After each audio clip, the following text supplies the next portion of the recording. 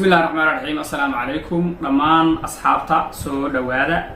aad baa idin soo dhaweynaya waaniga oo ah geedii suurayste seexay maanta waxaan rabaa inaan bartayda ku soo gudbiyo talo aad u wanaagsan oo aan u soo jeedinayo bulshada gaar ahaan ardayda reer Puntland iyo ardayda Soomaaliyeed meel kasta oo ay joogaan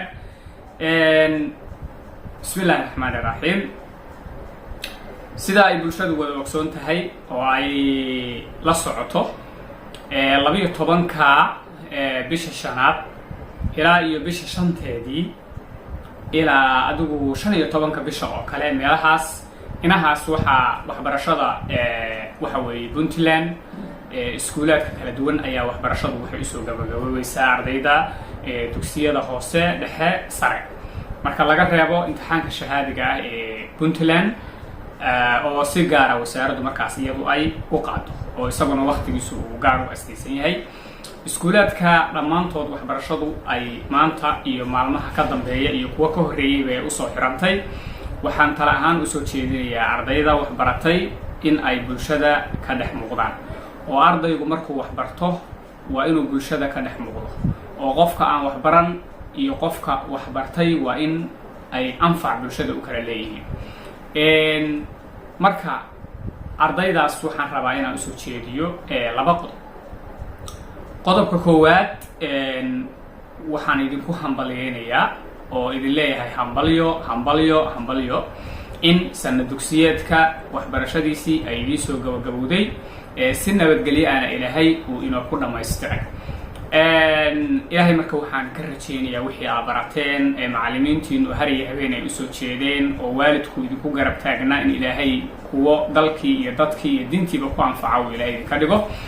natiijada aad ka sugaysaan inay iskuulaadkiina dib idinka soo baxdana ilaahay uu idinka dhigo natiijo aad ku faraxdaan oo waalidkiina farax geliya idinkana idin farax geliya marka taa laga yimaado ardayga qofka ardayga ah ama tuulo waxa ku barto ama magaalo waxa ku barto weyn ama meel kale waxa ku bartay markasta qofku maadaama uu fasax galay wuxuu u baahan yahay inuu soo hawagadisto oo uu u baxo miyiga oo kale oo caano iyo hilib ka raadsado maadaama xilli barwaaqa lagu jiro waxa kaloo dhici kara inuu de waalidkiisii maadaama magaaladii uu ku noolaa ama wax ku baranayay waalidkiisa ay magaalo kala jiraan ama ay tuulo kala jiraan marka uu gaaro oo waxa weeye dilaa ku runaya uu soo booqdo ama soo siyaarto sidaa awgeed waxaa loo baahan yahay in wixii aan baranay ayna ka muuqdaan lama rabo inaad magaalada tagtay ama tuulada tagtay aad u tagto hab waxa weeye dhaqan aan ahayn ama hab aan diin ahayn aad u tagtid oo aad fawdo samayso waxaa la rabaa dadka wuxuu soo baratay inay waxa weeye farxad ka dareemaan waxbarasho ka dareemaan waxa weeye aad gacan qabato kuwii walaalaha ahaayo ayagu fursadda waxbarashada u helin wacyigelin aad bulshadii ka samayso masaajidadii aad gasho oo dadkii waxa weeye wax la qaybsato oo cilmigii aad ka soo baratay aad ku celiso taas waa qodobka labaadii waxa weeye iskuulku hadduu maanta kuu xirmay ma aha inaad magaalada wareegto ama waqtigu wax aan maalayacne uu kaaga dhumo waxaa laga rabaa macaahidda oo kale haddii la ku ron yahay barefadada haddii la ku ron yahay aqoon kororsi kale inay samaysid siiba ardayga form 3ga ahi wuxuu u baahan yahay in uu aad maadaama uu hadhow ardaygii form 4ka yahay uu waxa weeye uu wax badan sii baaro wax badan sii ogaado oo waxa weeye ardadii ka form 4ka ahayd sanadka waxa weeye dila ku ron yahay la tashi la sameeyo buugaagta oo kaleeto iyo maadaama ceel nin galay baa laga waraystaay aad xog badan marka heshay marka lama rabo inaad waxa weeye daahdaah macna la'aan ah aad markaa waqtiga isaga dhumis darteed maxaa laga rabaa ardayow waxaa laga rabaa inaad arday toosan ahaato arday iskuulku ka yimi magaciisii huwan magaaladii uu ka yimi magaceedii huwan waalidkii dhalay magaciisii huwan oo akhlaaq laga rabaa inaad noqoto lama rabo inaad magaalada wareegto ama aad tuulo wareegto ama aad ciyaal food dheeraad noqoto ama aad si dhaqan xun u dhaqanto ama diinteenni iyo dhaqankeenna aan dhinac ka marno lama rabo waxaa la rabaa inaad toosnaato qof hagaagsan aad ahaatid waxaan kugula talinayaa marka ilaahay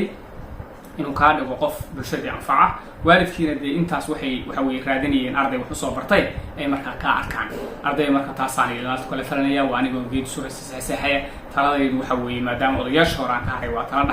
dhaxalgal ah inaad ka faa'iidaysatay waa muhiim